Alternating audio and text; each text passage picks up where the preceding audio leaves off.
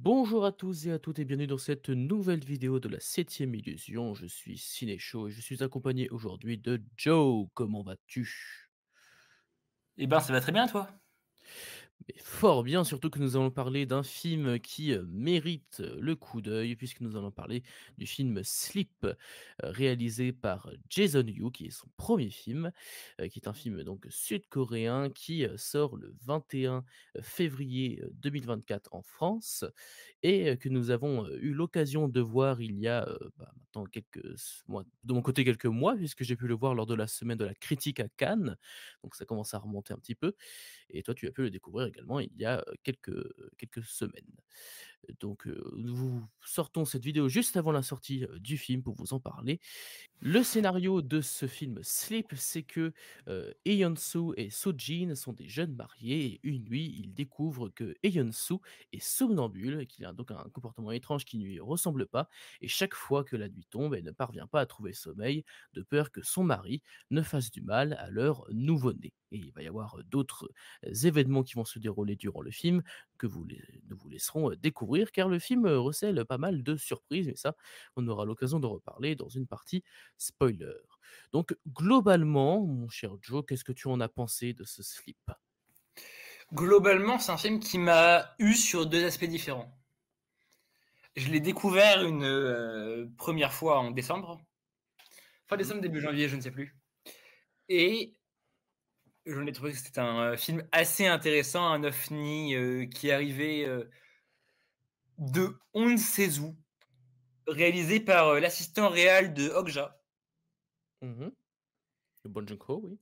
et 1er long métrage plutôt intéressant, tout ce qu'on touche dans le fantastique, ça m'attire personnellement et c'est un film sans spoiler, on va dire que c'est un film qui est en 2 parties Exactement, même en et 3 chapitres. qui est en 3 chapitres et qui est en 2 genres différents. Une partie plutôt, drame fantastique et une partie qui tourne plutôt vers l'horreur. La première fois vu, découvert, fatigué, beaucoup plus intéressé par la partie horrifique. Vu une deuxième fois, c'est la première partie qui m'intéresse le plus. Mmh. C'est un renouvellement des codes, assez rafraîchissant, je supporte pas ce mot, mais vous n'avez pas vu un autre long métrage similaire à Sleep. C'est un film qui continuellement va nous attirer vers une mécanique de l'horreur pour nous retirer et mettre à son opposé directement. On croit que c'est part sur du body horror, finalement ça part plutôt vers de la possession. Oui, Et ça juste après c'est un drame, juste après non, c'est de la comédie. Comme dans chaque film coréen, des plus réussis comme, les films de Bong Joon-ho, comme les plus ratés, les films de Park Chan-wook. Vraiment, c'est souvent ça. alors je peux pas te contredire, même si je sais qu'il y a pas mal de gens qui apparemment aiment beaucoup le cinéma Park Chan-wook, mais j'en ai pas vu, encore des masses, je peux pas te contredire, mais Non, c'est juste que c'est des apparemment cinéastes auxquels j'ai des accroches et des, points de des retrait griefs. différents, mais juste que j'ai découvert Oldboy récemment et que c'est pas possible. Ah, je l'ai toujours pas vu celui-là, faut que je le rattrape. Mais enfin bref, donc Sleep du coup de ton côté c'est validé et moi je valide quasiment tout ce que tu viens de dire, notamment le fait qu'effectivement, surtout quand on ne connaît pas grand chose du film et d'ailleurs, évitez de regarder les bandes annonces ou quoi parce que franchement, vaut mieux le découvrir en sachant le moins possible. Parce que quand on le découvre en se laissant porter par le film, je trouve que le film a une trajectoire très surprenante, car comme tu le dis, on passe de différents genres et surtout la trame scénaristique prend une tournure assez différente lors du dernier acte. Sauf que c'est une trajectoire surprenante, mais qui est pas du tout incohérente comme pourrait l'être dans certains films qui vont un petit peu dans des délires à droite à gauche. Là, je trouvais que c'était tout à fait logique, la façon dont c'était amené, mais d'un autre côté, c'était surprenant parce que on est effectivement sur des genres, très différents. On est en termes avec une sorte de drame, de la comédie, du fantastique, peut-être un peu du thriller. Il y a un petit peu de tout ça. Il y a une sorte de melting pot qui fonctionne très bien et bah, oui, franchement, est très appréciable. Ça fait du bien de voir des films où quand tu les regardes, bah, tu es surpris vraiment parce que le film devient. Ça va être compliqué d'en parler enfin, vraiment en détail, notamment pour ce qui est du dernier acte sans spoiler, parce que justement cette trajectoire étant surprenante, bah, on voudrait vous en révéler le moins possible pour que vous soyez vraiment, surpris devant le film. Mais, on aura l'occasion d'en reparler juste après. Il y a vraiment, un dernier acte qui fonctionne très bien. Et au-delà de ça, le casting est impeccable. On peut noter du coup la présence, notamment, de Jung Eun-mi et Lee Sung-kyun qui nous a malheureusement quittés il y a quelques semaines, hein, maintenant, peut-être quelques mois, non, je crois que c'est que quelques semaines. Donc c'est l'un de ses derniers films où il a apparu. Et il était excellent dedans, tout comme, l'autre actrice. Ils forment un très bon duo avec une très bonne alchimie. Ils portent vraiment très bien le film sur leurs épaules. Et il faut savoir aussi que j'ai dit qu'il était à la semaine de la critique, il est passé aussi au festival de Gérardmer. Il a remporté également le grand prix, ce qui n'est pas rien parce que c'est le principal prix au festival du festival du film fantastique de Gérardmer. Ce qui montre que mine de rien, il c'est un film qui se fait de plus en plus apprécier par, le public, par la critique et je suis plutôt d'accord avec tout cela. On pourrait parler maintenant de ce qui est quand même très intéressant quand on parle d'un film, c'est la mise en scène, du film. Comment justement, au-delà d'un scénario qui sait nous surprendre, comment la mise en scène en elle-même va chercher à peut-être, soit nous effrayer, soit nous faire rire et cetera. Qu'est-ce que tu en as pensé de cette mise en scène de la part de Jason Yu? Je suis assez surpris de cette mise en scène parce que c'est continuellement un essai de comment renouveler le hors-champ. Que ça soit via l'opposition du coup de ce monde du sommeil tourmenté dont est victime Yeon et la tradition de la mère qui s'oppose directement à ce monde moderne où, lorsqu'on a des problèmes, on va à l'hôpital. Mmh. Ici, il se tient du coup à la tradition coréenne qui est aujourd'hui 70% des Coréens ont consulté un chaman et auraient plutôt tendance à aller interroger les instances religieuses plutôt que l'hôpital. Mais même dans ces séquences de possession, il utilise le hors-champ. Par exemple, on va penser à une scène de chien Oui, bien sûr. et de frigo. Et que Également. tous les bruits de ce film sont décidés d'être tus et d'être suggérés par les autres personnages pour nous mettre dans le doute tout du long. C'est plutôt réussi là-dessus. Tout ce que ça interroge au niveau même cinématographique dans les références, que ce soit du Naongjin, pas mal cité, ou encore d'autres genres dont on ne spoilera pas ici. Et d'autres techniques d'horreur, je pense pas mal à du polar des années 70, qu'on retrouve également dans du Hérédité d'Ari Aster, mais plutôt un travail d'acteur et de hors-champ. Et le travail sonore merveilleusement bien orchestré. Mmh. Car comme le dit Jordan Peele, l'horreur et la comédie sont deux genres jumeaux, juste séparés par leur mixage sonore, ce n'a jamais été aussi vrai que dans Sleep. Ah, c'est vrai que le mixage sonore et mine de rien, ça représente pour moi pas mal le film, c'est il sait être efficace, mais tout en restant quand même assez subtil. C'est-à-dire que notamment dans la toute première scène, ce qui m'avait marqué, c'est que, il y a pas de choses qui sont vraiment censées te faire hyper peur, mais il y a un sound design qui fait que il y a très peu d'éléments, hein. Il y a vraiment juste un bruit, un silence presque ambiant, durant la première scène, mais il y a juste des petits bruits tout léger, vraiment des petits craquements, des petits, bruits qu'on peut entendre, même dans le quotidien, ce qui peut d'ailleurs d'autant plus effrayer certaines personnes parce que ça joue justement avec cette notion de bah, oui, on peut être parfois juste allongé dans notre lit, tu entends juste un bruit à l'autre bout de la pièce. C'est un truc qui peut nous arriver à tous et le film, je trouve, joue très bien avec ça parce que c'est vraiment des tout petits bruits, des petits détails qui créent une ambiance, oppressante et de plus en plus au fur et à mesure du film, quand on va apprendre tout ce qui se passe. Donc j'ai trouvé ça, excellent aussi. Heu, est-ce que tu as quelque chose à rajouter avant qu'on passe, on va dire à la partie spoiler pour révéler un petit peu plus ce qui tourne autour du scénario? Parce que ça va être compliqué d'en parler autrement. Est-ce que tu as quelque chose à rajouter avant ou pas? Tu parlais d'être mal à l'aise. Moi, je suis d'accord avec toi sur le point où Jason Yu, sa force, c'est qu'il ne cherche pas la peur, mais le dérangement avec Sleep. Mmh, Il cherche à mettre l'être humain en face de ses craintes les plus futiles. Par exemple, oui, tu l'as dit, un bruit ambiant et réussit, grâce à des silences, à nous faire ressortir toute la réalité, qui se retrouve être beaucoup plus dérangeante que cette fiction.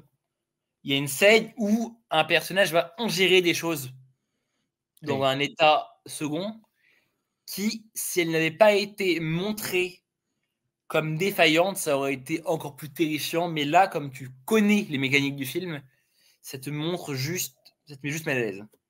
Je suis d'accord, effectivement. C'est pas quelque chose de très, totalement oppressant, mais c'est juste, ouais, un certain malaise, comme tu le dis, qui s'installe au fur et à mesure du film et qui persiste tout du long et bah, on a parlé de la comédie. C'est vrai que maintenant que j'y pense, c'est vrai que le film, mine de rien, est quand même très drôle par moments. Alors, faut que je évidemment, je parle de souvenirs qui datent d'il y a des mois, hein, pour être honnête avec vous, donc faut que j'essaie de me souvenir de tous ces détails, mais il me semblait que notamment durant le deuxième chapitre, parce que c'est en 3 chapitres et c'est dans mes souvenirs, c'était surtout le deuxième chapitre qui était pas mal axé sur un aspect, comique, c'était de justement de gérer comment on pouvait gérer ce somnambulisme et tout ce qui, tourne autour.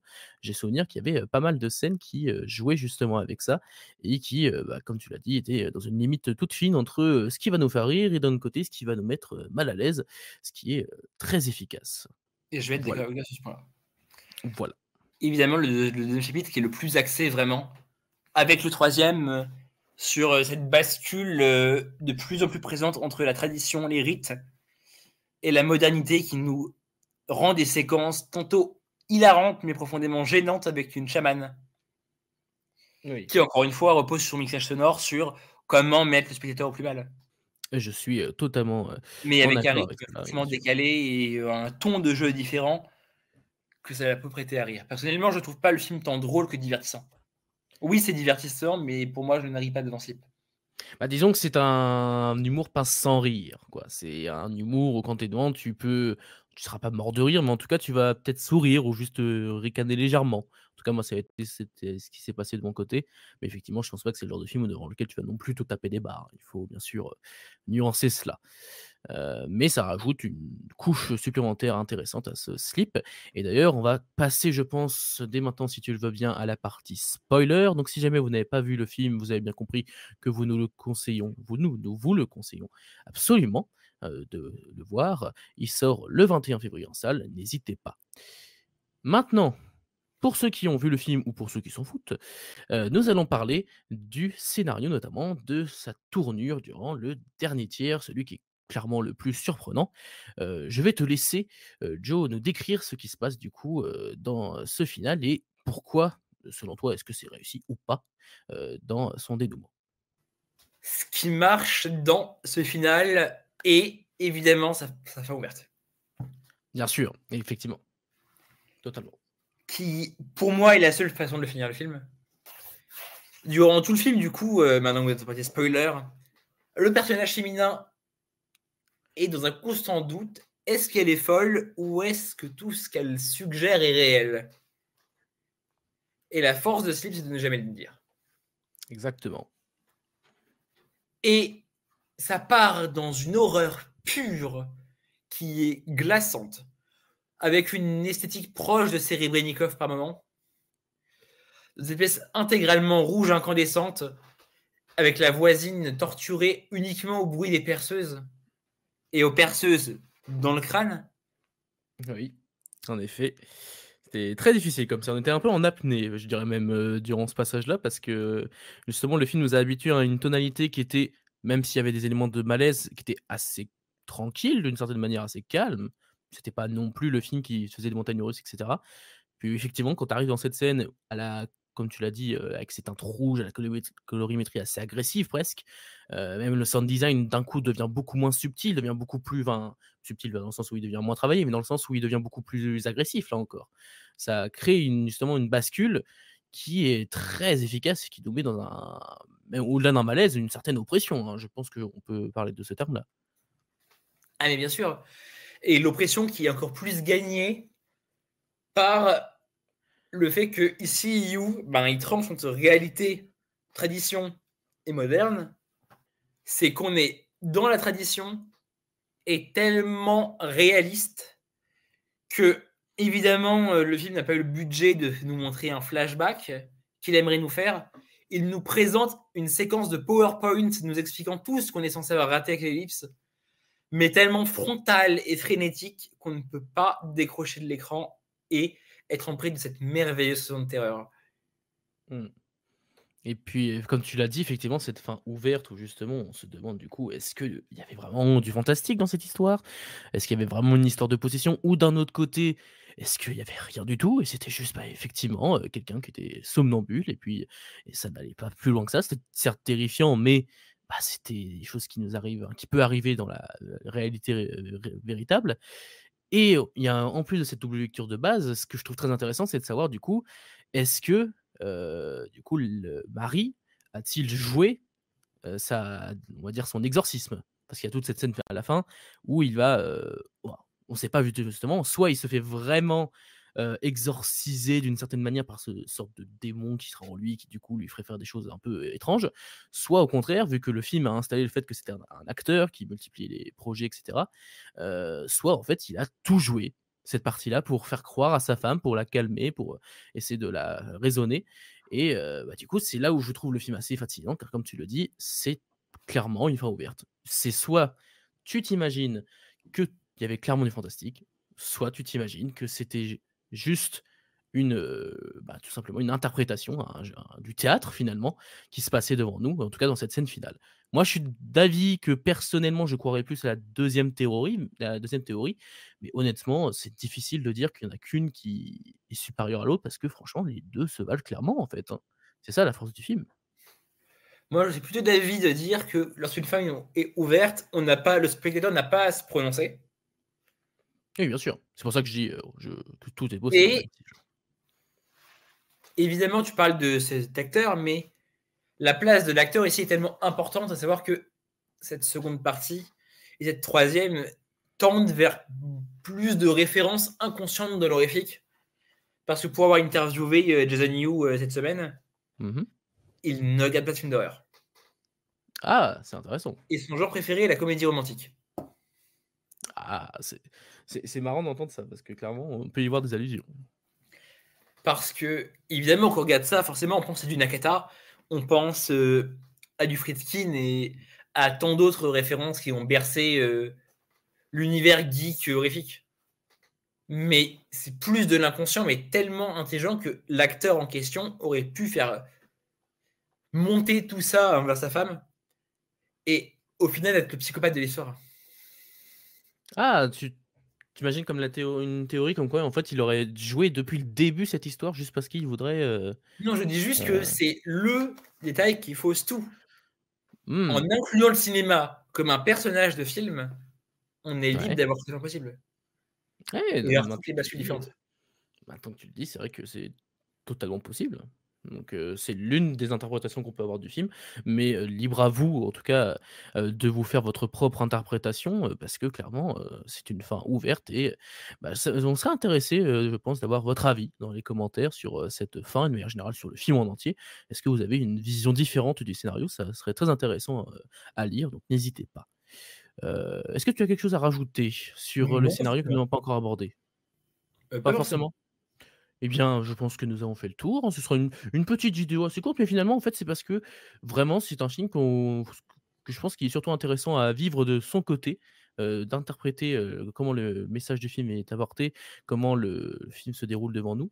C'est un film qui est très intéressant à voir et bah, juste, on vous le conseille absolument, quoi. Vraiment, c'est un très bon film, un excellent premier film surtout, hein. Surtout que quand on sait que c'est un premier film, c'est d'autant plus impressionnant, je trouve, tellement qu'il y a, une certaine maîtrise, hein, notamment dans le sound design et dans la mise en scène et dans l'interprétation également, de 2 acteurs principaux et du regretté, hein. On peut faire un petit hommage à Lee Sun-kyun qui nous a malheureusement quittés. Donc n'hésitez pas à aller voir, Sleep si ce n'est pas encore fait. Si vous l'avez déjà vu et que vous avez cette partie spoiler, bah, n'hésitez pas, pourquoi pas, à le revoir, d'ici les prochains mois si vous avez aimé. On vous dit, bah, à la prochaine pour une vidéo de la 7e illusion et puis, voilà, tout simplement. Merci à toi Joe pour cette, vidéo. Merci beaucoup. Voilà et on se dit à la prochaine. Au revoir. Au revoir.